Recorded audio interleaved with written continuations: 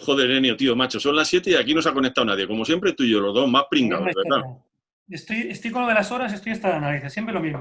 Este país. Aquí luego todo el mundo habla, pero luego a la hora de venir a su sitio estoy. Qué Ya, harto tío, estoy. claro, sí, vas a tener razón en todo. Bueno, en todo menos en lo Siempre. de jugar en rombo, que yo sigo pensando que es el mejor sistema que ha tenido el Atleti jamás, jugar en rombo, ordenadito, con un pivote ahí atrás, otro adelante, fenomenal. Que no, que eso es un invento del marca. El fútbol de hoy es flexibilidad y equilibrio. Todos tienen que jugar de todo. Ya no nadie juega en rombo ni cuando no pivote, todos juegan de todo, de Me estás verdad. Que es diciendo tú que eres flexibilidad y el tío, equilibrio. flexibilidad, me estás diciendo tú que eres el tío más rígido que conozco, que tenemos que quedar todos los días a la hora que tú digas, que además hay que quedar en la misma esquina de siempre, que no soportas que llegue 2 minutos tarde. 2 minutos antes, llega 2 minutos antes, sé flexible para eso. 2 minutos antes, no 2 minutos después. ¿O qué pasa? ¿Que tu vida vale más que la mía? O sea, que yo soy flexible. ¿Tú eres flexible? Yo ¿Tú eres soy flexible? flexible.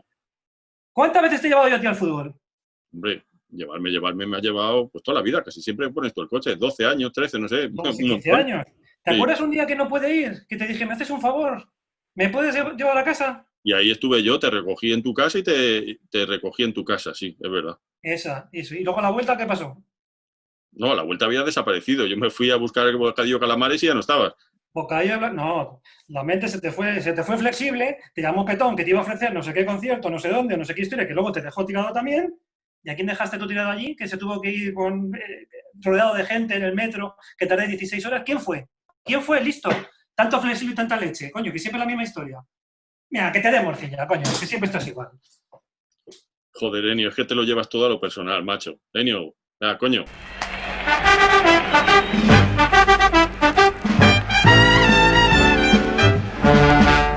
Atlético de Madrid. Muy buenos días, tardes o noches, dependiendo del momento en el que estoy viendo esto, porque claro, como lo veis después grabado o en el podcast de Evox o en YouTube, pues no sabemos cuándo os conectáis, pero estamos muy agradecidos porque el primer episodio de esta tercera temporada va a ser seguramente uno de los más vistos con la cantidad de cosas nuevas que tenemos para todo el mundo. El primero ha ido muy bien, pero no somos suficientes, tenemos que ser todavía más. Que después dice algún podcast por ahí que nos pasa en número de oyentes, descargas, suscriptores. ¿Y qué diablo? Va a ser verdad, como os apuntáis, o sea, daros prisa y apuntaros. Bueno, muchísimas gracias por estar aquí a nuestros contertulios, que tenemos aquí al gran Enio Sotanaz, que le tenemos aquí, yo le veo aquí a la ribera izquierda, Miguel Sosa y Paco Sierra. ¿Cómo estáis, amigos? ¿Qué tal habéis llevado la semana? ¿Bien? Muy buenas, con dignidad. La verdad Todo es bien que que, se puede llevar sin que juegue el Atleti, vaya. claro, es lo que te iba a decir, que la verdad es que estas semanas A ver, ya empezamos. en las que no juega el Atleti son parones de selección, como que se hacen un poco más densas y aburridas, ¿vale? Y sobre todo si, como es el caso, no hay ningún componente de la rojiblanca en la selección. No, que digo que es una selección que más que jugar bien, lo que juega es a ver si bate el récord de debutantes. Entonces, bueno, pues cuando haya acabado con todas las plantillas de primera división y empiece con las de segunda, acabe con segunda vez, seguramente a lo mejor ahí llamará a alguien del Atleti. Pero vosotros, ¿qué es inquina personal o es que ahora mismo no hay nadie de nivel español en la plantilla como para jugar en la selección? A ver, o Hombre, sea, es muy difícil que los únicos que no son internacionales en el Atlético de Madrid son los españoles. O sea, además es así desde que está Luis Enrique, porque cuando no estaba él no era así. Entonces, ya no es cuestión de poner a comparar uno por uno con los que hay y tal, porque al final es verdad que esto del seleccionador pues es una cuestión pues individual, de gustos, pero huele fatal. De todas maneras, a mí es que eso me da igual. Yo le he cogido mucha manía ya a este equipo que le llaman selección española por todo lo que representa, porque es como pasa mucho en este país, ¿no? Que hay siempre grupos de personas, o ¿no? Generalmente rondando la mayoría, que se adueñan de los símbolos para ellos y además los traducen o los modifican a su gusto y nos lo enseñan como que es eso o nada, ¿no? Entonces yo no comulgo con esa idea de selección española en la que siempre el periodista que sigue es el periodista que sigue también al Real Madrid, en el que todo siempre la misma dicotomía Madrid-Barça se plasma también en la selección española. Es muy aburrido. Y aparte de eso, el fútbol es una cosa que vertebra nuestras vidas, ¿sabes? Si nuestra vida está vertebrada en torno al Atlético de Madrid, a la Liga, a los partidos de los domingos, este parón es un corte que te deja, es como unas vacaciones que realmente no lo son, porque tú sigues haciendo todo lo demás menos el fútbol que te falta. Entonces, a mí el fútbol de selecciones me gusta los mundiales, las Eurocopas en verano, en su momento, pero esta historia de jugar contra Liechtenstein un martes o un domingo a las 4, bueno, no sé, me saca por completo de mis casillas. Es verdad que estoy cabreado con lo de Thomas también, ¿eh? O sea, que puede ser, pero... Yo os juro que me enteré el otro día que es una competición, o sea, que no son partidos amistosos. No era consciente de que estábamos jugando, Bueno, que la selección se jugaba algo, no lo sabía. esto la UEFA lo organiza hace 2 años y es una forma de sacar más dinero y todas las selecciones jugaban partidos amistosos. Entonces dice, bueno, pues vamos a determinar grupos y darle cierta categoría de competición para que esos partidos amistosos tengan una trascendencia. ¿Qué es lo que ocurre? Que ni la competición ha conseguido trascendencia ni han desaparecido los partidos amistosos. Y al final te sigues encontrando que para jugar, pues eso, como partidos que no tienen importancia, además tienes que jugar un amistoso previo y te rompe la competición. Yo no estoy en desacuerdo con lo de la selección. Es decir, yo he vivido momentos en la selección que era de la selección y no había ningún jugador del Atleti. Es verdad que estaba el espíritu de Luis Aragonés que todo lo desbordaba y que incluso Fernando Torres era atlético aunque estuviera en Liverpool. Pero era otra cosa, o sea, era una selección que te entusiasmaba, la veías jugar, veías el espíritu y sobre todo, además veías a toda la prensa sufriendo porque el pobrecito de Raúl ya no estaba. Pero lo que más me importa de todo este caso es que esta selección es que no sé a qué juega, o sea, de verdad, hago parodia, pero se dedica a batir el récord de debutantes, no le veo otro sentido. Sí, que me conmovió hasta la lágrima el anuncio que hizo Rivero el otro día en el partido amistoso. Cuando está anunciando que se vienen partidos oficiales, dio el anuncio, insisto, que me conmovió, de que iban a contar como comentarista con Mitchell. Dije, hombre, ya era hora de que pusieran a alguien Claro. poco dudoso. Pues claro, venimos de la etapa esta semimortuoria y monotónica del Chapi Ferrer, que da igual lo que pase, aunque tengas a un tío que haya marcado el gol de Maradona en el Mundial de México, su tono es el mismo. Regatea a varios contrarios y consigue introducir el balón en la portería. Y de ahí no lo saca. Hombre, es dudoso que no haya un jugador del Atlético de Madrid entre los 20 mejores jugadores de España, si es que a la selección van los 20 mejores. Es dudoso, pero bueno, vamos a darle el beneficio de la duda a este ser tan antipático que es el entrenador. Pero hombre, que no lo haya entre los 30 ya deja de ser dudoso, ¿no? Claro. En cualquier caso me da lo mismo, vamos. Yo en cualquier caso no pararé hasta que los partidos de la selección... Lo único que puede a mí arrastrarme a ver un partido de la selección ahora mismo es que el comentarista sea Pichi Alonso. O sea, sí os lo digo. Es lo único que yo espero y deseo, porque es un señor más simpático. Bueno, más simpático. Michel tiene buenos comentarios, ¿eh? ¿Eh? Michel ha pasado la historia, no como futbolista ni como entrenador, sino como gran comentarista. Yo creo que en las redes, en internet, puedes encontrar 20 o 30 frases antológicas en plan de el campo está mojado, va a ser que porque está lloviendo. O ese balón, si no lo para el portero y llega a ir entre las esto, podría haber sido. Bueno, tiene Claro, comentarios antológicos. A mí lo que me fastidia es que siempre todos los comentaristas tienen que ser de Real Madrid. O sea, es una cosa. Y luego hay cosas que pasan desapercibidas, pero a mí yo no he visto los partidos de la selección, pero me he enterado que el otro día jugó en la Ciudad Deportiva del Real Madrid. Dices, o sea, vamos a ver, o sea, en toda España no hay un campo. Además, ahora que no hay público, o sea, tienen que jugar en la única ciudad confinada de toda Europa, pues tienen que jugar ahí.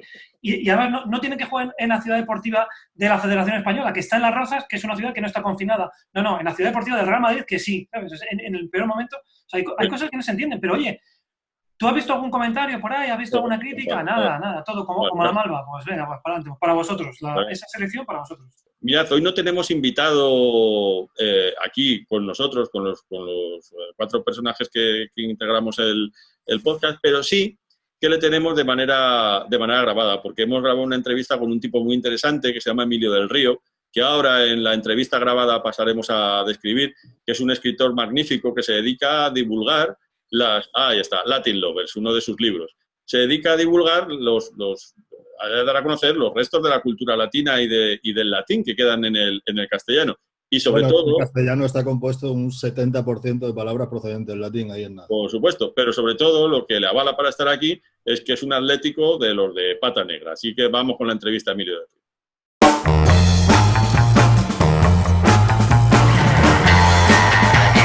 Bueno, pues como os acabo de decir en el podcast, tenemos con nosotros hoy un invitado muy especial, un invitado de lujo, que es amigo de mi enemigo, de mi proverbial enemigo, Miguel Sosa, que como todos los oyentes de este podcast sabes es mi auténtica némesis, un archivillano de cómic casi. Pero a pesar de ser un tipo malvado y taimado, tiene amigos tan impresionantes y tan majos como Emilio del Río, que es este señor que nos acompaña hoy aquí en el podcast de Cultura en Rojiblanco. Muy buenas tardes, días o noches, porque no sabemos cuándo nos ven. O sea, que muchas gracias por participar y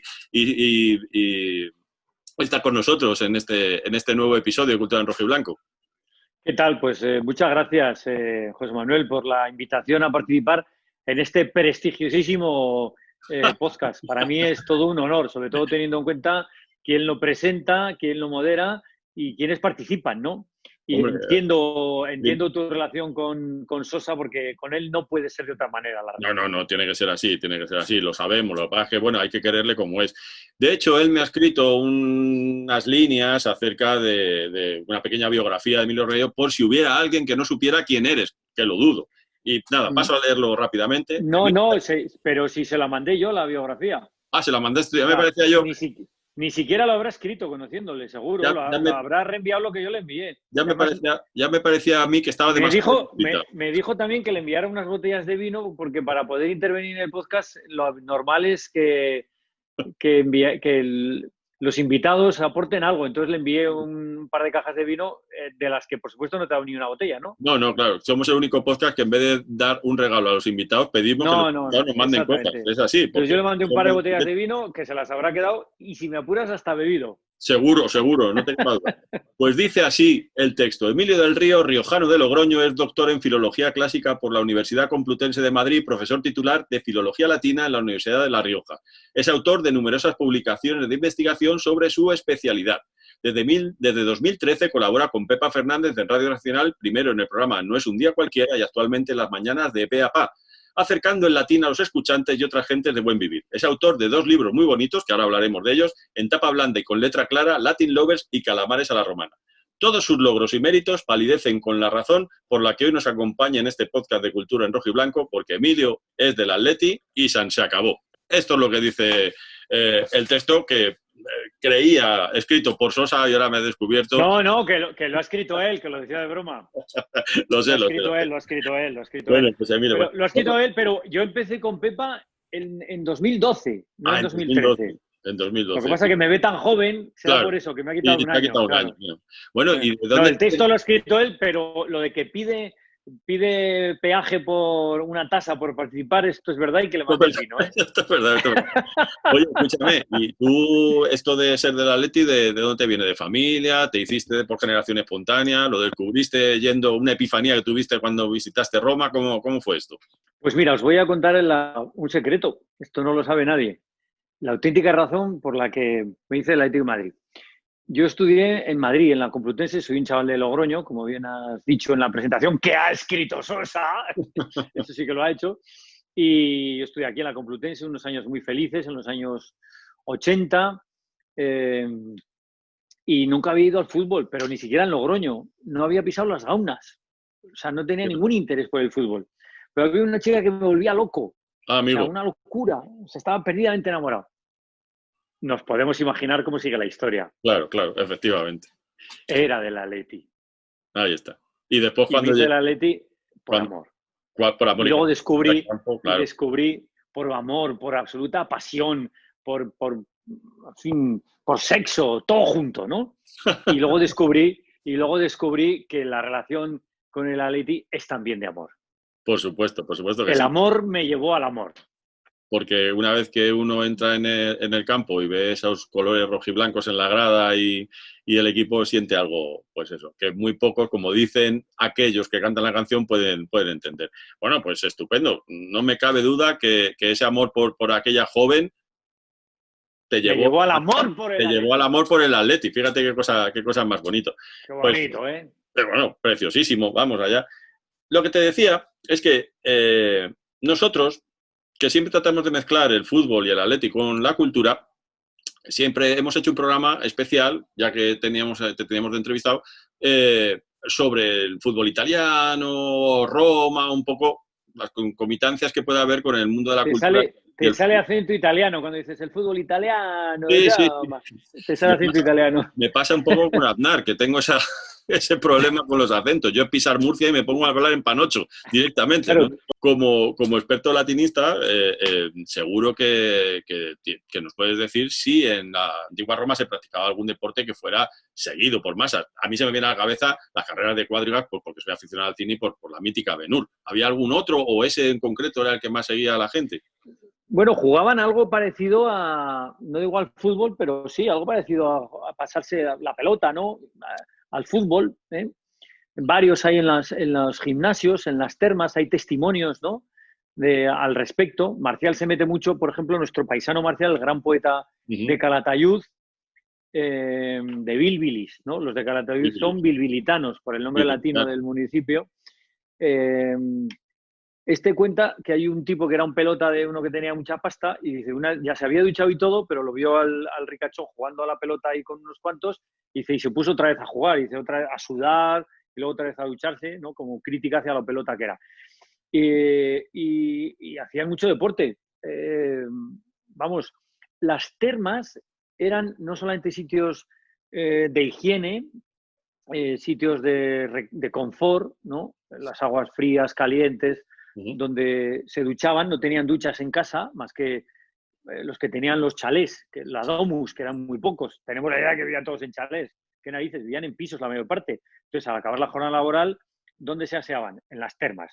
Entonces, tenían esa parte de higiene, tenían esa parte también de confort, el contraste de agua fría, caliente, la sauna, en fin, tal, y el spa, y tenían gimnasio, todas tenían gimnasio.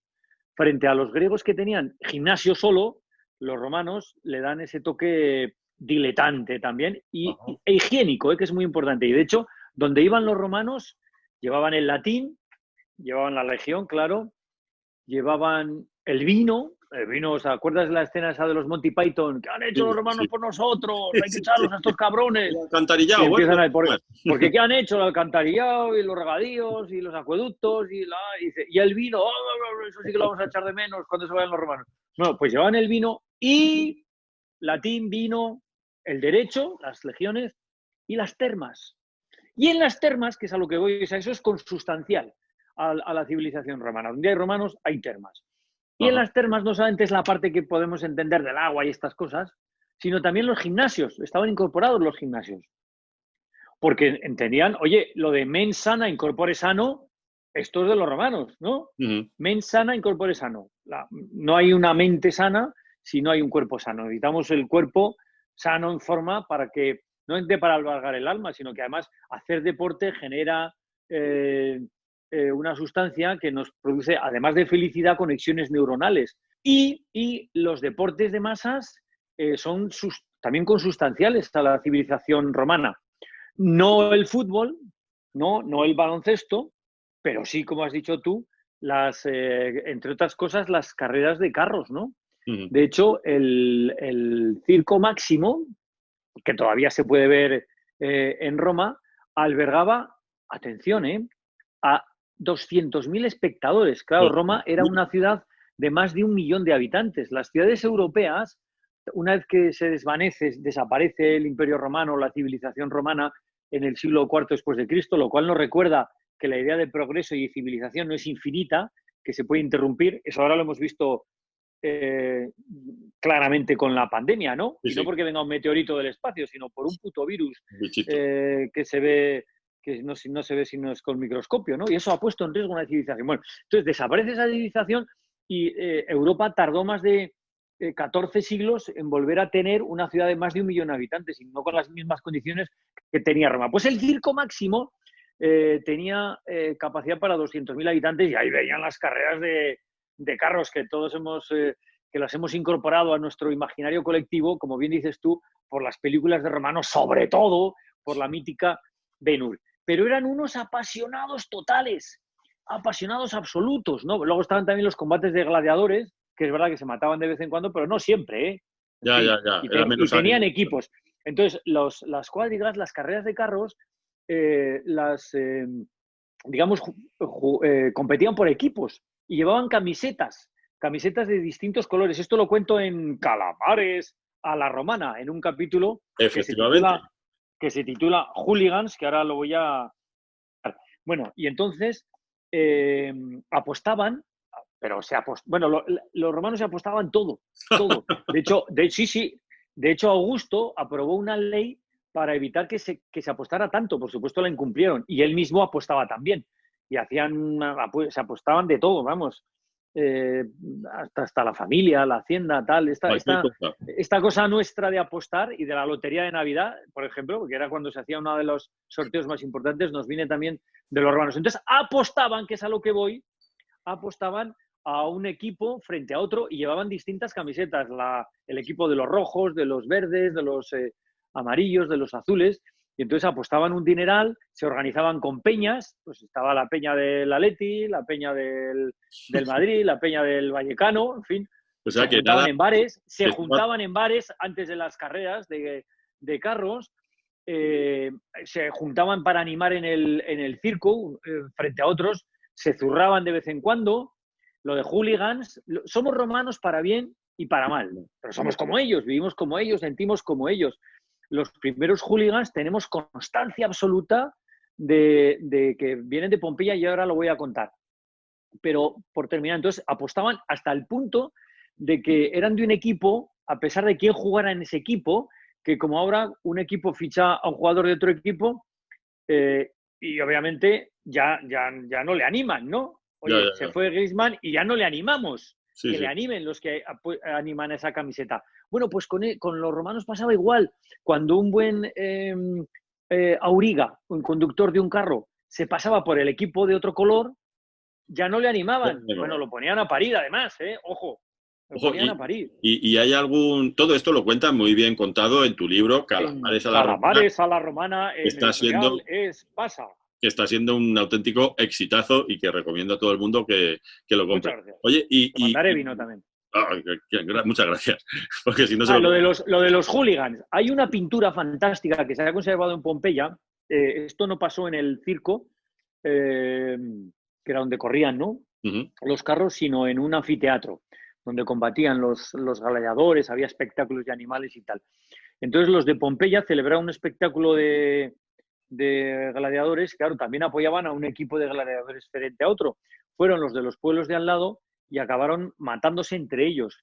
Pero no solamente dentro del anfiteatro, que además tiene toldos. El anuncio de los espectáculos decían lo que costaba la entrada y había de sol y de sombra, como ahora en los toros. Claro, la de sombra era más cara. Empezaba, ¿a qué hora? A las 5 de la tarde. A las 5 de la tarde. Supongo que nos viene también, ¿no? Que no hemos inventado nada. Nada nuevo. Esto nos lo cuenta nada más y nada menos que un gran historiador como Tácito, los enfrentamientos callejeros que tuvieron lugar en el año 59 en Pompeya. Hubo un montón de muertos y el Senado romano clausuró el anfiteatro de Pompeya por 10 años. ¿Y hay constancia de algún gladiador, auriga, que fuera muy famoso? ¿Algún nombre que fuera, yo qué sé, pues como el Messi de ahora, o como el Luis Suárez de ahora, o como Costa, o algún nombre que nos venga a la memoria, que haya pasado a la posteridad en los juegos o como gladiador? Sí, hay gladiadores famosos, por ejemplo, son... Scaeva, que significa el zurdo, Albano es otro de los gladiadores famosos, uno que se llamaba Severo es otro de los famosos, pero eran famosísimos, eran vamos, auténticas estrellas de las redes de la época, porque aparecían en las inscripciones, en los grafitis, que era yo creo que el equivalente al Twitter, sí, aparecían claro. en las actas ahí en el foro también, y ligaban un montón. Pero muchísimo.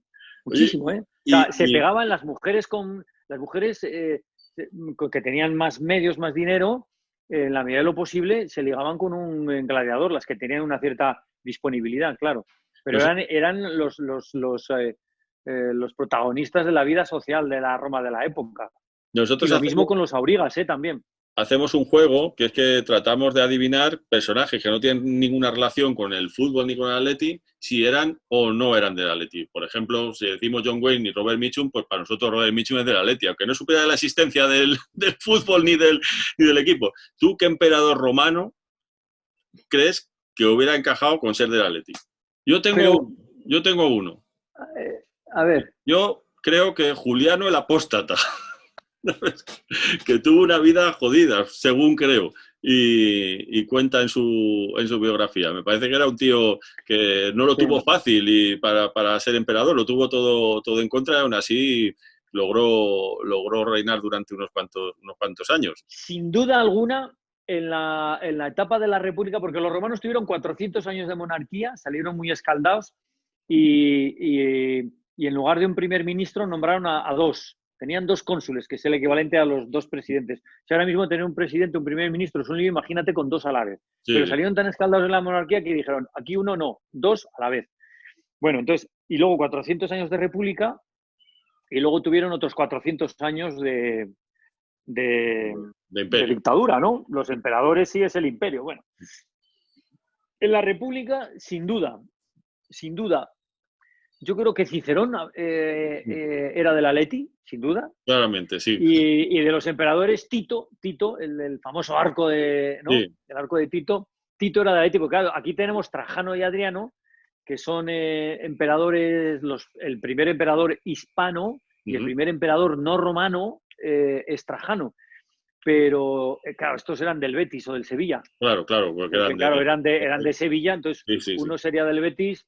Yo creo que del Betis era más bien Adriano y Trajano del Sevilla. Pero Tito, sin duda era de la...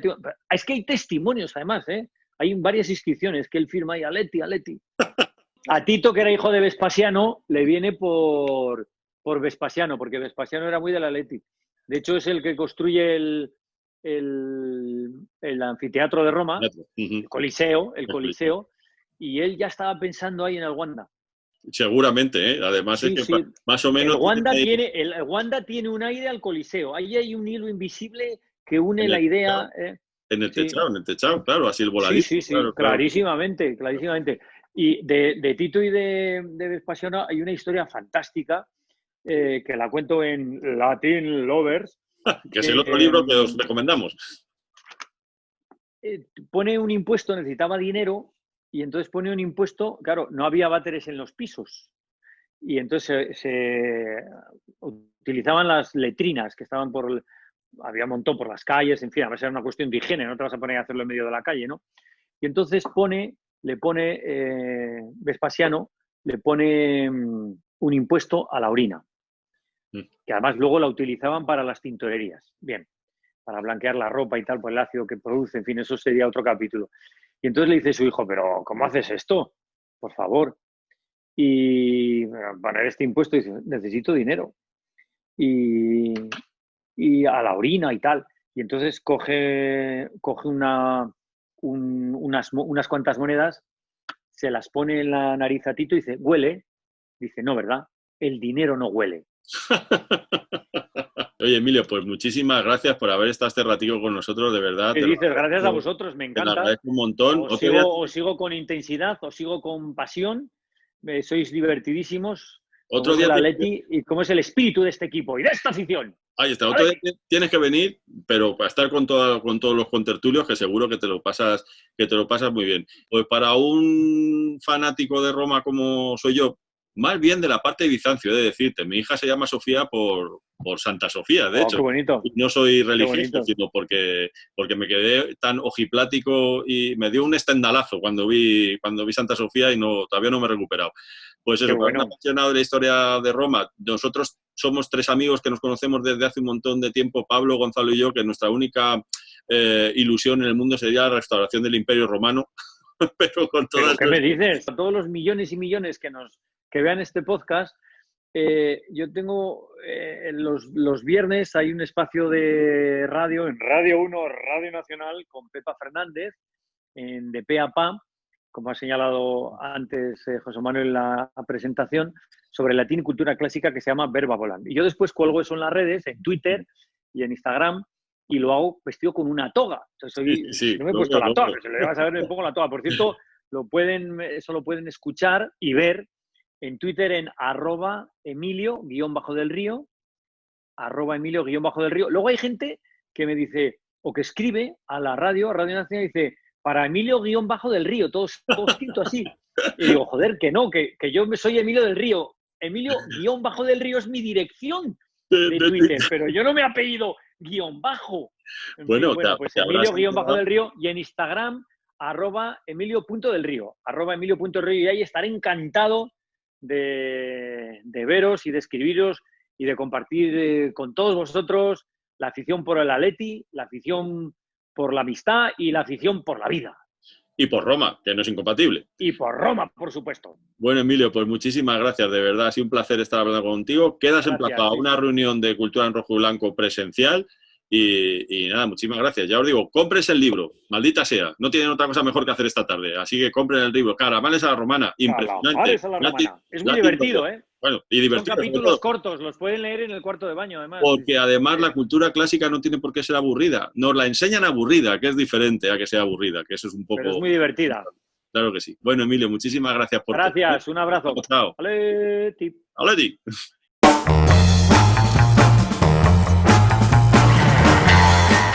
Pues muchas gracias, Emilio, por esta intervención en esta que es tu casa, para cuando quieras venir, que eres un tío más majo que las pesetas. Difícil de encontrar, eso sí, pero atlético. 40 la edad que tiene, cuidado. Sí, desde luego. No como yo, que aparento mucho más.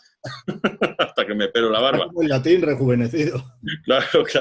En mi casa somos devotos del Imperio Romano. ¿Qué queréis que os diga? Esto es así. No tanto del fútbol italiano, que no es un fútbol que sea de mi gusto o que yo haya seguido especialmente.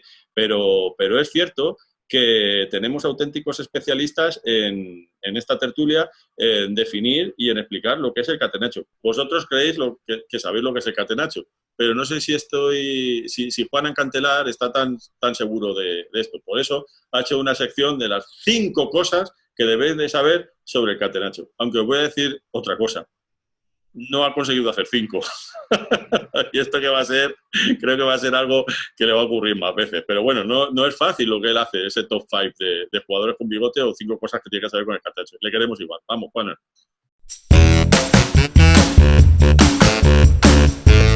Hola, me pide Tenorio que hable de algo de Italia dentro de mi top 5, así de concreto ha sido el hombre. Y bueno, algo de Italia, pues bueno, puedo hablar del catenaccio, por ejemplo, por ser un vocablo italiano. El catenaccio, como todo el mundo sabe, pues todo el mundo lo conoce como algo sucio, el antifútbol, defensa ultranza, etcétera, y bueno, y no querer jugar al fútbol. Voy a hablar dentro de mi top 5 de los 5 errores que más se cometen cuando se habla del catenaccio. El primero, que procede de Italia, el concepto en sí, la palabra sí, pero el concepto no. El concepto es el verrou, que significa cadena en francés, y que lo utiliza un entrenador austríaco entrenando en Suiza. Fíjate tú lo italiano que tenía esto. Se llama Karl Rappan, lo utiliza en el Servette y luego en la selección suiza. Entonces dicen, bueno, vale, de acuerdo, lo inventa un austríaco, pero bueno, donde digamos adquiere su máximo esplendor es en Italia, y donde se desarrolla con posterioridad sobre todo es en el Inter de Elenio Herrera. No, vamos a ver, el catenaccio, el sistema del verrou pasado al catenaccio en Italia, lo vienen a utilizar 2 equipos, la Salernitana, que entrenaba un entrenador llamado Viani, y la Triestina, que entrenaba Nereo Rocco. Estos equipos sencillamente lo que vienen es a utilizar este sistema, un sistema muy parecido, y bueno, consiguen grandes logros. El primero, ascender a primera división, no teniendo un gran talento de equipo, ascender a primera división. El segundo, en este caso, la Triestina, pues lo que consigue es ser subcampeón de liga detrás del Grande Torino. O sea que precisamente, bueno, pues lo que viene a hacer es reforzar equipos que al principio no contaban en la clasificación, pero van adquiriendo un talento para pelear con los grandes. Porque claro, el Inter, pues efectivamente, el Inter es el equipo que consigue el primer gran logro con el catenaccio, es el Inter de Elenio Herrera a principios de los años 60, es decir, cuando gana 2 Copas de Europa consecutivas. Y claro, ahí sí, Elenio Herrera lo que te viene a hacer es un sistema con un libre y luego pues 3 defensas, 3 medios y 3 delanteros. Sarti, Picci, Burnich, Facchetti, Guarneri, Mazzola, Bedin, Suárez, Jair, Peiró y Corso.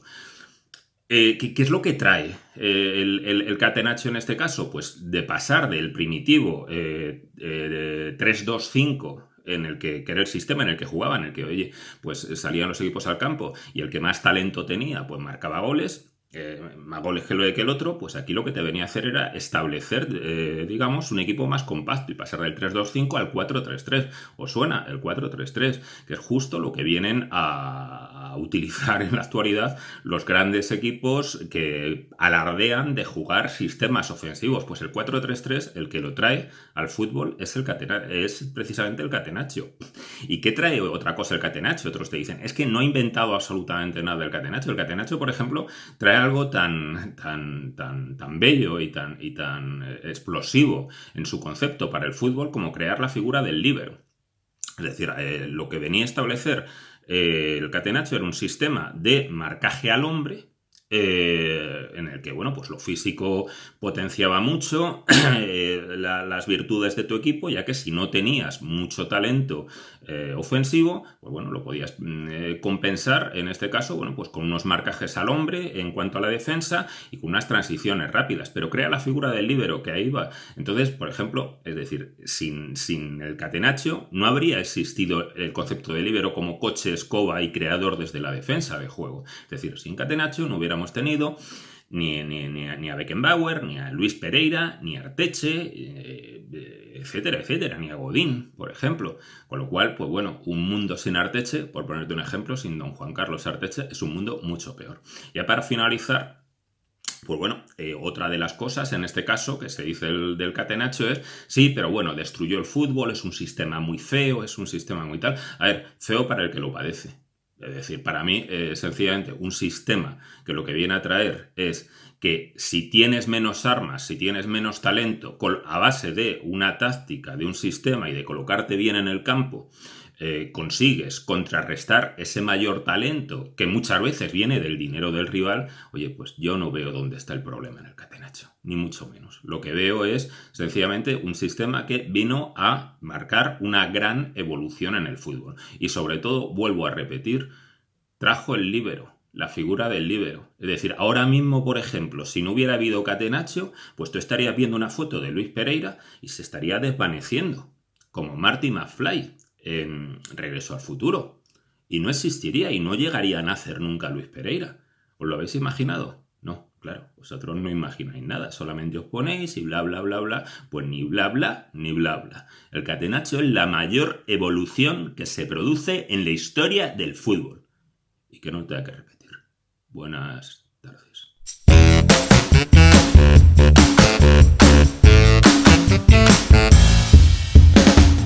Quiero que me digáis si vosotros consideráis que el Atleti juega, como mucha prensa dice, al Catenaccio. Si es un equipo que se encierra atrás y que no juega al ataque, porque sobre esto hay mucho debate. El debate es un debate ficticio que nos han metido con calzador y que ha cuajado porque hay gente que quiere que cuaje, pero no es verdad. O sea, el Atlético de Madrid, al principio de la llegada de Simeone, y un poco enlazando con la teoría de Juan, con la que estoy muy de acuerdo, lo que hizo Simeone es intentar sacar el mayor provecho a la plantilla que tenía.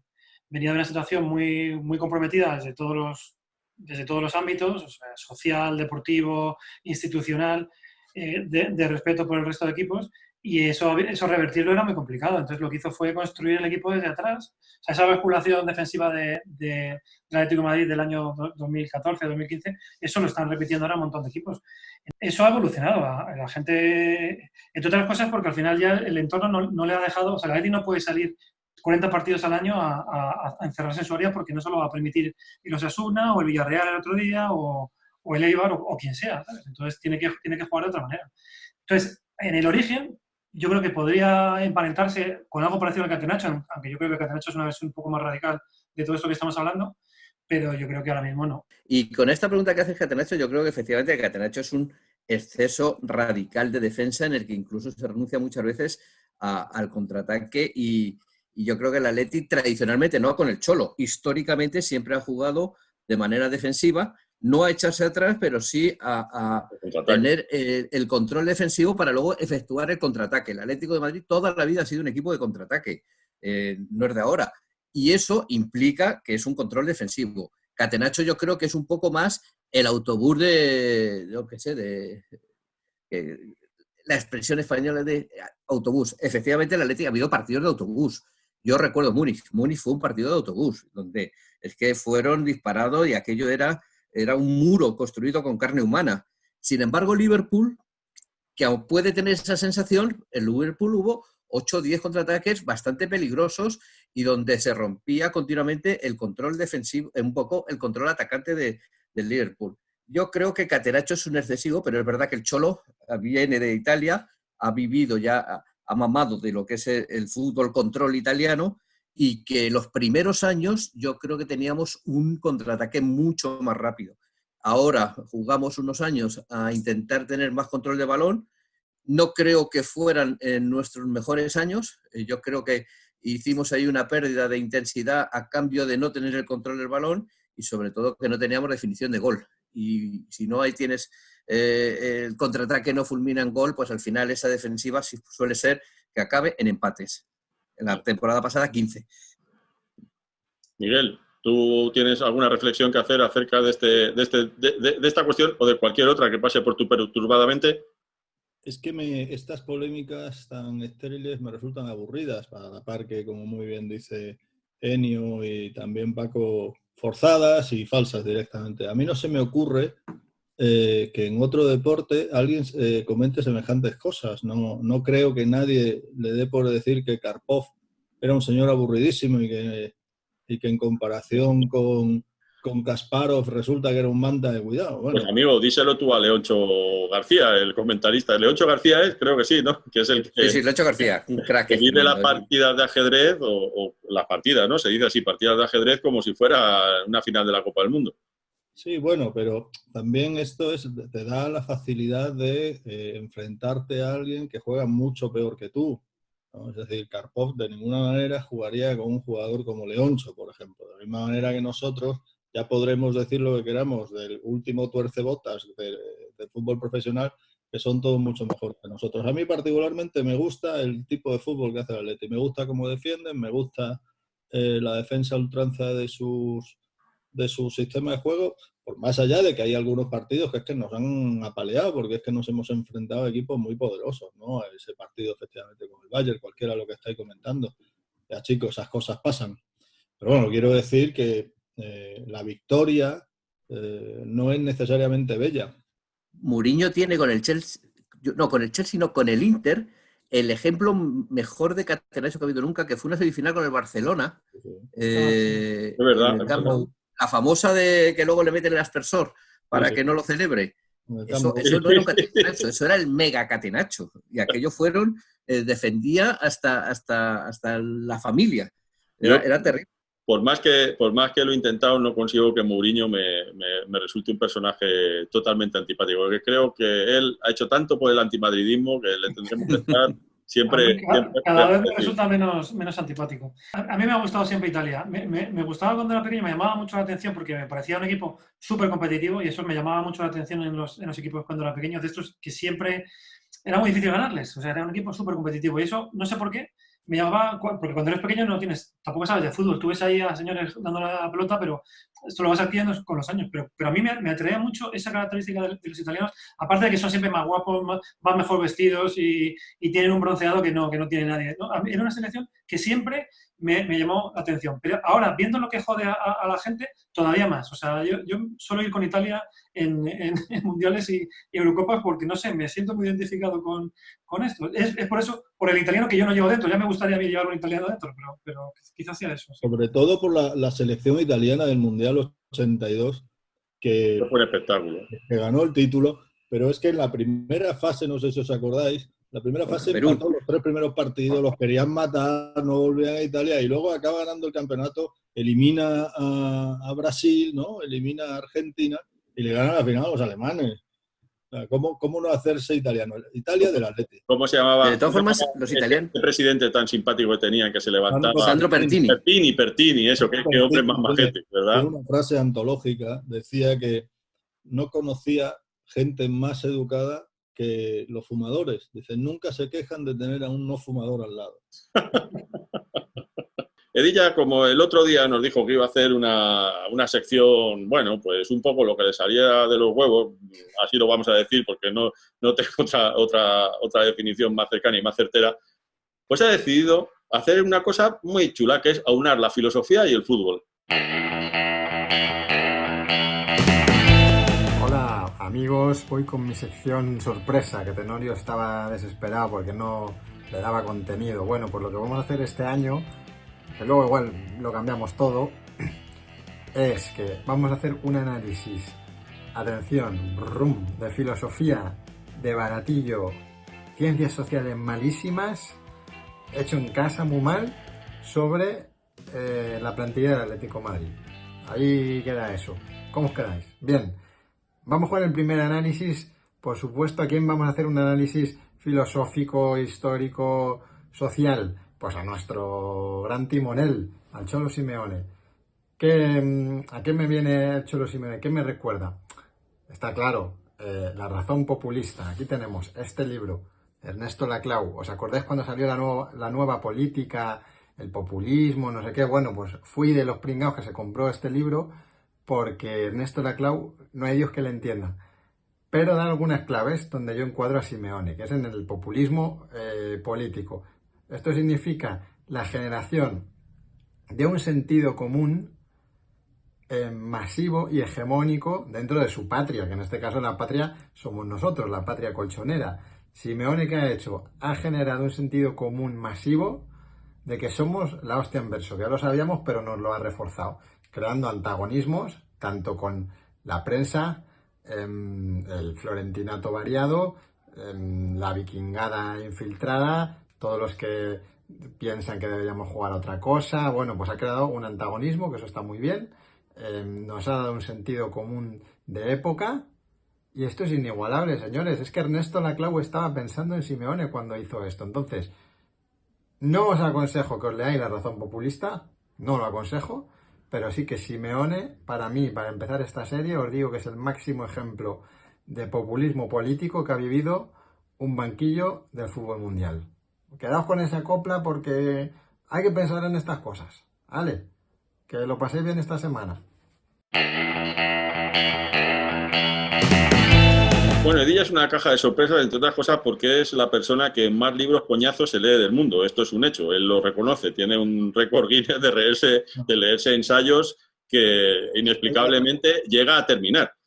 Hay algo formidable en esta intervención de Edilla, y es que él, cuando se pone a recomendar libros, recomienda libros que de ninguna manera debes leer. Lo cual ya es notable. Pero él mismo lo reconoce, que es pesado de leer. Y ahora, un nuevo episodio de nuestro curso de ética periodística deportiva con Juanjo de la Iglesia.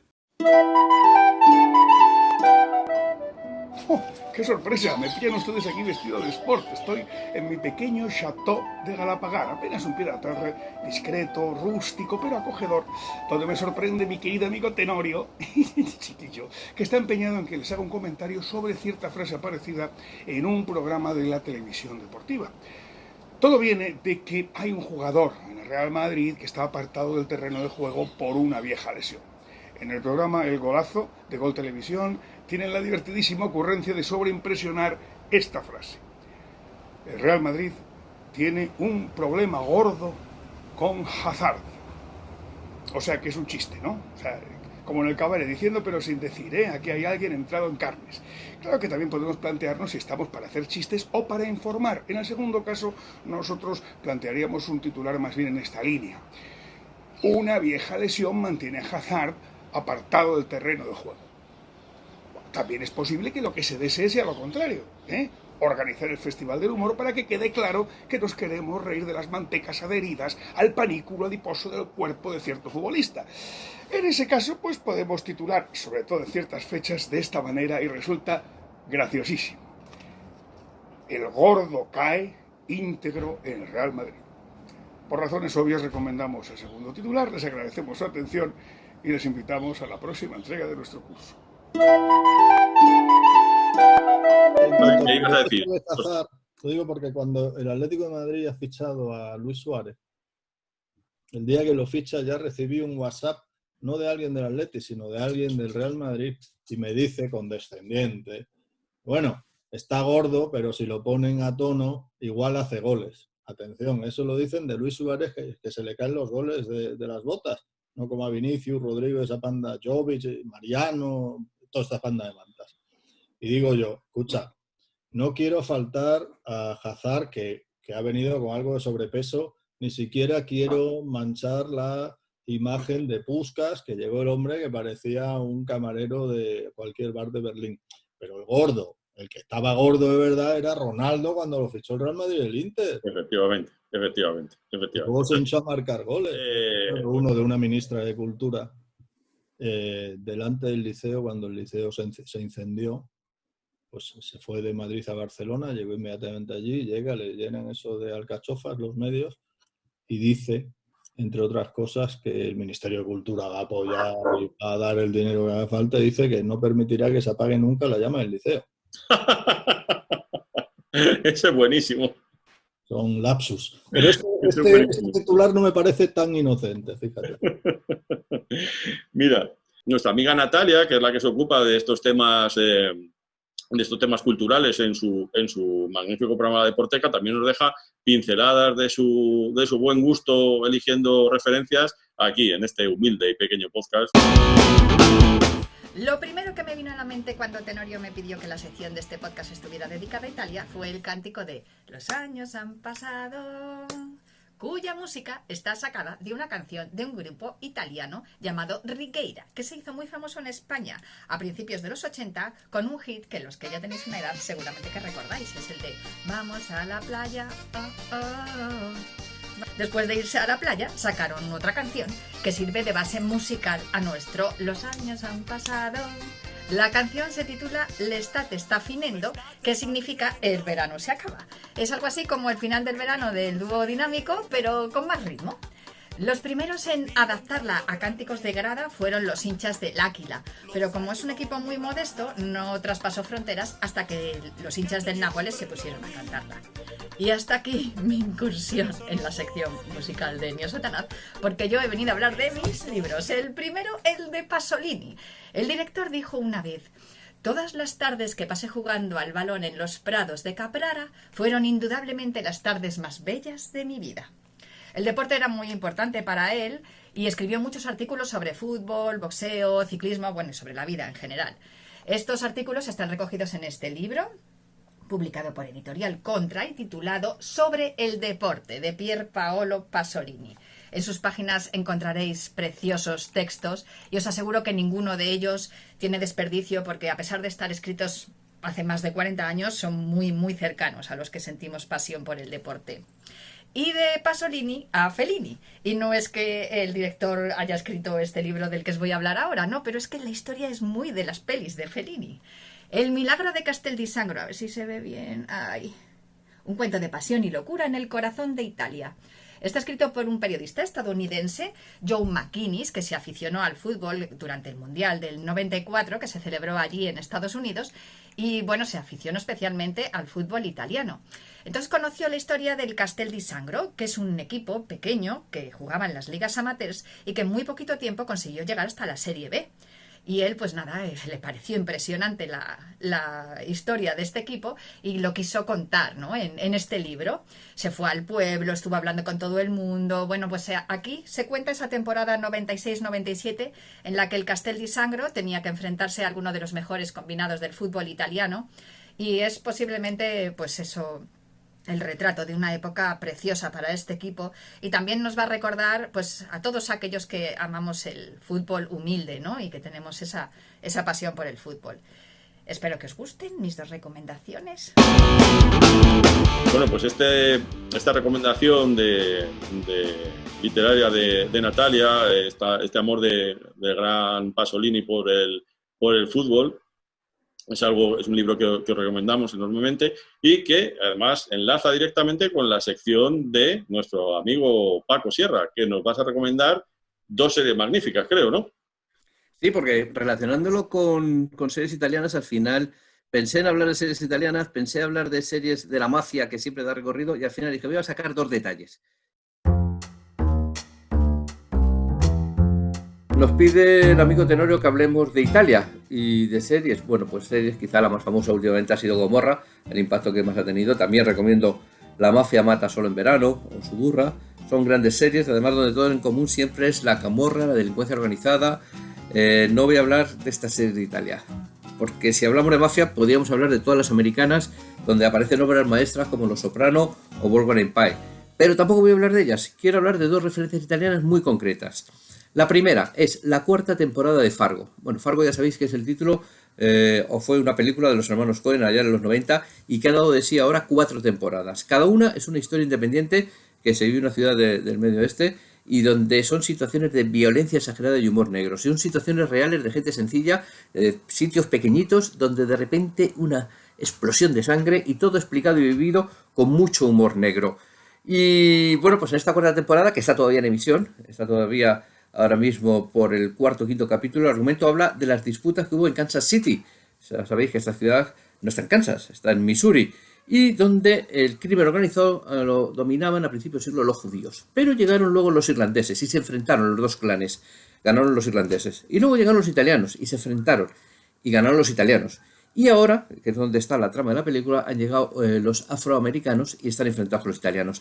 ¿Pero qué tiene de peculiar? Bueno, pues tiene de peculiar, y lo explica ya en el capítulo 1, y a partir de ahí toda la trama se argumenta sobre esa base, en que estos clanes, para intentar mantener la paz mucho tiempo, lo que hacían era intercambiar al hijo del jefe del clan con el hijo del jefe del clan. Cada uno se iba a vivir con el otro jefe del clan, de tal manera que eran rehenes, pero a la vez vivían como hijos. Bueno, la situación es explosiva y esto en manos de los guionistas es una maravilla, de verdad, que os la recomiendo porque además tiene este proceso, un protocolo, un rito y bueno, pues es un intento de mantener la paz entre los clanes, os la recomiendo. Y la otra referencia italiana, pues no es en realidad un personaje de 2 series, de Young Pope and the New Pope. Estas series son de Sorrentino, si os gusta Sorrentino, a mí me encanta. Pero Sorrentino es un exceso de guión, es un exceso de estética, es un exceso hasta de personajes. Tenemos desde Jude Law a Malkovich o a nuestro queridísimo Javier Cámara, pero yo no quiero hablar de eso tampoco. Quiero hablarles del actor Silvio Orlando, es un actor italiano que representa al cardenal Angelo Boiello. ¿Quién es? Pues el cardenal Angelo Boiello es el camerlengo, es el cardenal secretario de Estado, se mantiene en las 2 temporadas y es como el Maquiavelo del Vaticano. Es el que maneja las intrigas, el que maneja toda la información, el que maneja toda la política interna, pero a la vez es el personaje más humano, más caritativo y más cristiano de todos los que aparecen. Es el que está más cerca de los creyentes. Pero por encima de todo, y mi referencia, para relacionándola un poco con esto del mundo del fútbol, es que es un personaje bestial porque incluso por encima de sus creencias es un tifosi del Nápoles que lo hace todo por él. Es más, hasta el punto que cuando el Nápoles juega, desconvoca todo, se va a su despacho, se viste de corto con la churra y se pone a ver el partido de Nápoles. Y tiene una escena que define su pasión por el fútbol. En la segunda temporada, no voy a desvelar nada porque es público, parece el Papa está en coma. ¿Y qué ocurre? Pues que está 9 meses en coma, la cristiandad está mirando, el mundo está pendiente, al final despierta. ¿Y qué es lo que sucede? Pues que todo el mundo le pregunta, Papa, ¿qué usted qué ha visto, qué ha vivido, cómo los... Llega el cardenal Boiello y le pregunta, padre, ¿usted ha visto si el Nápoles va a ganar algún triunfo? Esto es el fútbol, amigos. Saludos. Hablando de fútbol y creencias religiosas, bueno, está la película esta de Fernando Mireia, Los dos papas. No sé si la habéis visto, pero es una película muy bonita y muy entrañable, en la que al final el Papa Bergoglio, ¿cómo se dice? Sí, la he visto, sí. Bergoglio. Bueno, Francisco. Sí, Francisco I. Que va con Ratzinger. Y están los dos. Ratzinger a ver un partido de fútbol cuando ya consiguen hermanarse. Alemania-Argentina. Sí, que es una película preciosa y que ojalá eso hubiera sido verdad. Desgraciadamente es ficción. Está basado en cartas que se fueron mandando el uno al otro, pero no, ese encuentro no ocurrió tal y como aparece en la película. Como dice un amigo común, las historias no son verdaderas, o sea, ciertas o inciertas, son buenas o malas. Y esa historia mola que sea así, la verdad.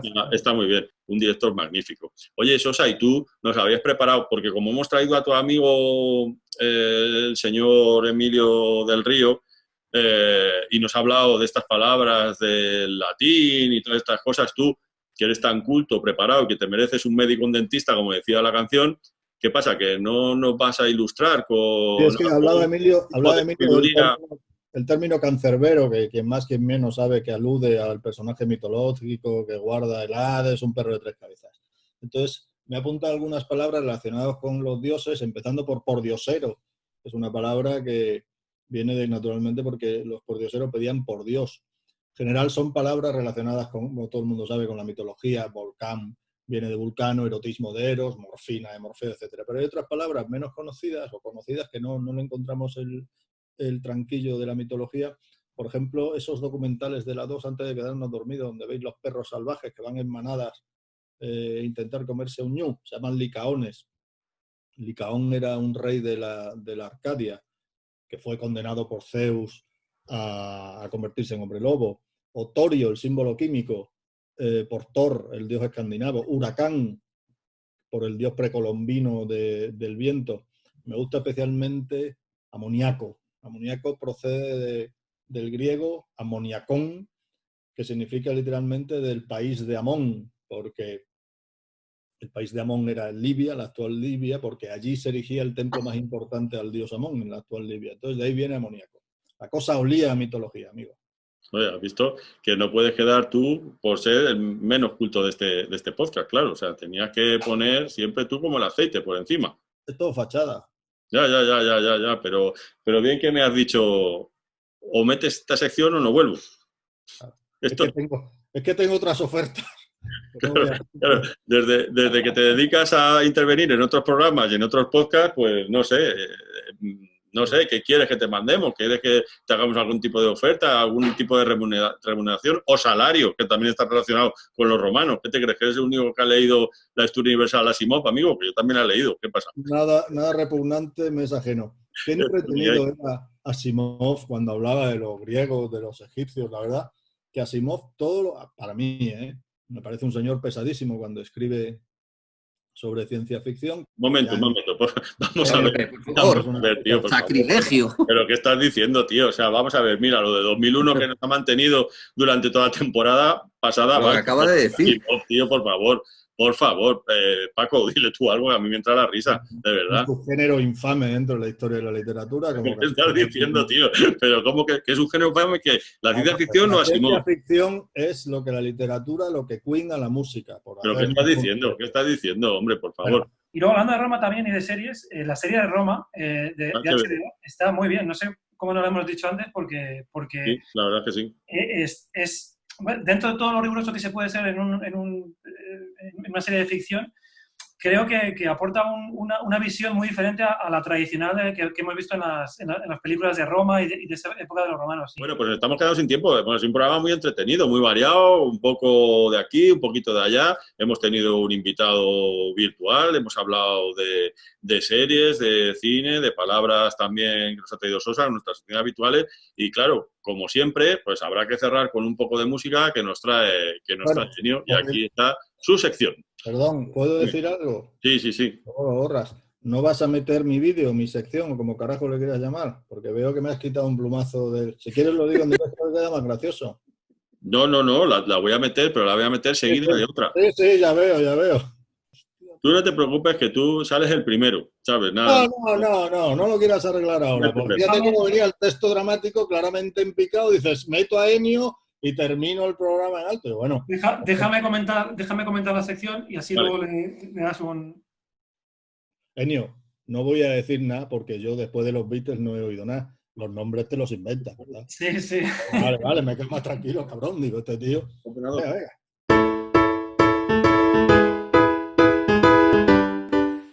Bueno, aprovechando el parón de selecciones, y porque esta sección es mía y de nadie más, y a lo mejor más adelante no voy a tener oportunidad, quería hablar hoy de los Teenage Fanclub, que es uno de mis grupos favoritos y uno de los culpables de que yo también me colgase la guitarra y grabase discos de música pop. Bueno, los Teenage Fanclub es un grupo de Glasgow, es un grupo escocés de un suburbio llamado Bellshill, que es muy feo, muy pequeñito, pero que durante una época, a finales de los 80 y principios de los 90, parecía que todo pasaba allí, porque de allí salieron también grupos como The Eugenius o BMX Bandits o los Soft Dragons. Los Teenage Fanclub son muy aficionados al fútbol, me consta porque he tenido la suerte de hablar con ellos y comentar esto. Ellos, al menos Norman Blake, y también algunos de los miembros son del Celtic de Glasgow, pero en general son muy aficionados al fútbol y siguen la actualidad. Me contaron que durante las giras, cuando hacían giras largas por Europa o por el Reino Unido, solían llevar una pelota de fútbol y echaban partidos entre ellos o con la gente que les acompañaba, los roadies o los técnicos que iban con ellos en la gira. De ahí, de esos partidos, de esas pachangas, que en inglés se dice kick about, es donde surgió un tema, una canción bastante poco conocida y oscurilla, porque no sale en ningún disco de ellos, sino que es la cara B de un single de Ain't That Enough, del single de Ain't That Enough, que bueno, lo hicieron porque se utilizó como sintonía de la Eurocopa de 1996 en Radio 5 de la BBC. Radio 5 es una emisora de la radiotelevisión pública británica que está especializada en noticias y en deportes, las 24 horas del día. La canción es muy futbolera, la escucharéis, y muy pegadiza, pero tiene un par de cosas que a mí me gustan y que cierran un poco el círculo y que hacen que todo encaje como un puzzle sideral. No está cantada, no lo cantan ellos, hay voces, pero no son los miembros de los Teenage Fanclub los que cantan, sino que es un sampler cogido de un grupo americano que se llama American Spring, que es muy oscuro también, muy poco conocido, pero que tiene la particularidad de ser el grupo de la primera mujer de Brian Wilson y de su cuñada, de la hermana de su mujer. Es un grupo muy poco conocido, pero donde se veían todas las características que hicieron famoso a la música de Brian Wilson y de los Beach Boys, y que ha sido lo que ha provocado que un montón de grupos que imitaban o que estaban influenciados por ese legado, pues hayan surgido en todo el mundo. Entre ellos los Teenage Fanclub y entre ellos yo mismo, que me declaro un rendido admirador del talento de Brian Wilson. Bueno, la canción se llama Kick About y dice así.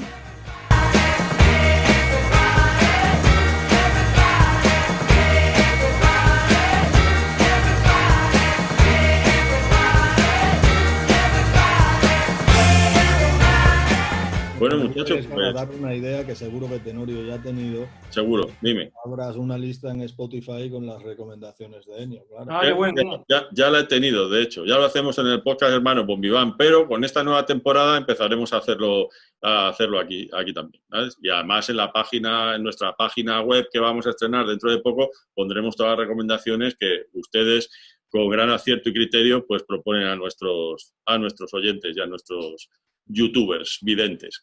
Pues nada, muchas gracias, ha estado muy bien, hemos hablado un poquito de todo. Yo, como siempre, soy el último y despido el programa. Un momento, lo prometido es deuda. Si habéis llegado hasta el final del podcast, no podéis perderos la sección de mi amigo, mi hermano, Miguel Sosa.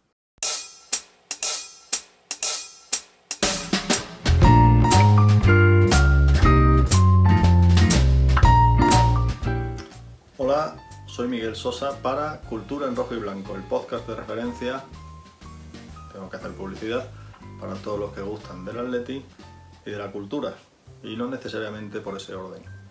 Quiero hablaros, aunque sea sucintamente, de dos personajes clave en mi gusto por la literatura, en mi gusto por la lectura. La primera persona a la que quiero aludir es Stella de Cal. Stella de Cal es una persona a la que debemos muchísimo a aquellos que no hablamos inglés, puesto que esta gallega ha cumplido recientemente 100 años y durante gran parte de su vida fue la traductora de las novelas de Agatha Christie que tanto nos hicieron disfrutar. Y la otra persona de la que quiero acordarme es de Quino. ¿Qué puedo decir de Quino, el creador de Mafalda y de esos maravillosos personajes? Pues que es inmortal. Debemos tanto a Quino como a Stella, como deciros, gran parte de nuestro acervo cultural. Siempre digo que una cosa es la literatura y otra la lectura. Yo creo que hay generaciones de compatriotas que han huido de la literatura a Celestinazo limpio o a Tiempo de silencio limpio. Sin embargo, el amor por la lectura no tiene nada que ver con lo anterior. Quino y sus personajes de Mafalda, Felipe, Manolito, todos aquellos personajes maravillosos, los libros que escribió fuera de Mafalda, a la que dejó de dibujar en 1972 creo, han hecho muchísimo para que nosotros, los que estamos más o menos en esta edad. Disfrutemos tanto de los libros. Somos lo que en España se conoce con el adjetivo hermoso de letraherido, que sienten pasión desmedida por la literatura. Francisco Ibáñez es otro nombre que afortunadamente está vivo y que cuando se muera significará que pasará a mejor vida, porque en la inmortalidad está desde hace muchos años. Ibáñez, todos aquellos, Raf, Escobar, los autores de los tebeos que leíamos con fruición y a los que yo particularmente guardo una gratitud para siempre. Pues en memoria de Estela y en memoria de Quino, en memoria de Ibáñez y de todos aquellos que nos hicieron soñar y disfrutar sus aventuras, va este vídeo, esta colaboración para Cultura en Rojo y Blanco.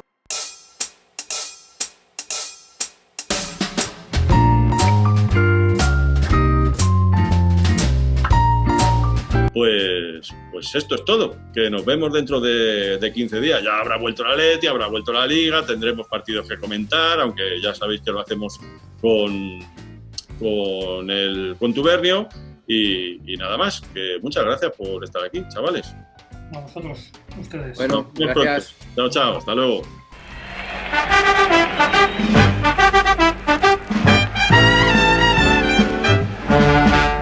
Atlético de Madrid, el club que me gusta a mí.